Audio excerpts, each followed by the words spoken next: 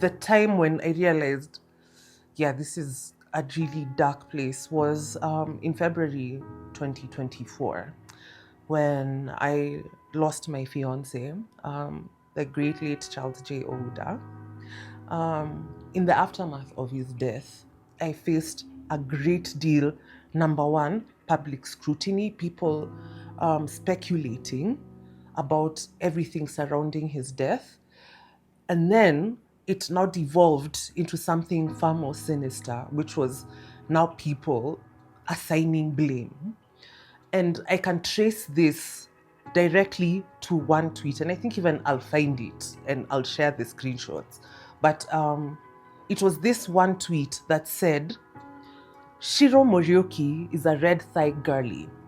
She also had a boyfriend in USIU who died of an overdose in his room. So I can trace back the abuse to that particular tweet, which was in itself a pack of lies, because when was I in USIU? When did I date an Indian man? So around that time, in the days after Charlie's death, I have to say I'm very grateful to my family, because the one thing they did is they hid my phone.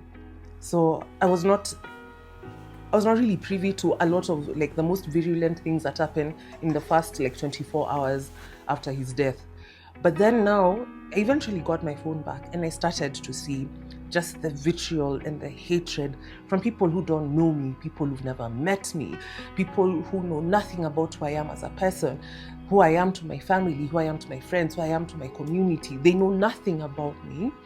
And I think for me that was so shocking, because as a Kenyan and as an African and as a person of a certain age, I was raised that with a certain moral code, that there are certain lines that you don't cross.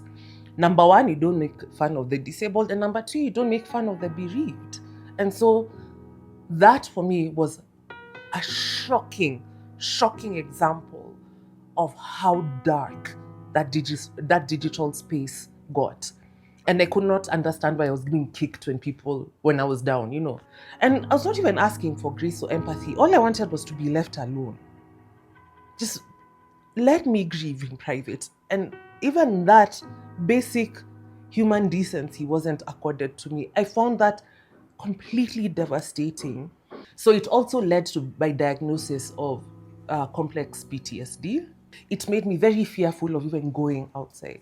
Like, I'll get a panic attack at the thought of having to go run an errand outside my house, whether it was going to the kiosk to get vegetables, or going to the supermarket, or going to the chemist, just basic everyday things. The thought of me having to go outside, I would go into palpitations. I would get panic attacks. And so when I described that to my medical practitioner, that's when I got that diagnosis of complex PTSD. You see, when you're being bullied online, people think, we're not like goldfish where someone has said something horrible about me, and as soon as I close my screen, it's gone. Like, you'll be left ruminating about what people are saying. You'll be left wondering, if this many people are saying this thing about me, is it true? I actually even had to go ask elders in my family, what does red thigh mean? And is this what I am?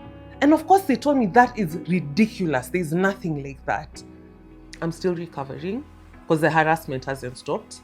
Actually, just this week I had a tweet go viral. And again, there's always going to be one person that will jump in the comments and say red thigh.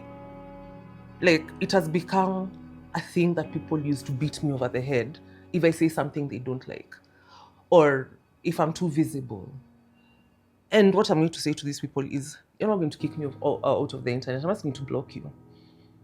So you keep calling me red thigh, I'll block you. But I'm not leaving. You're not going to run me off the internet. I'm sorry. This is where I make my money. I'm not going anywhere.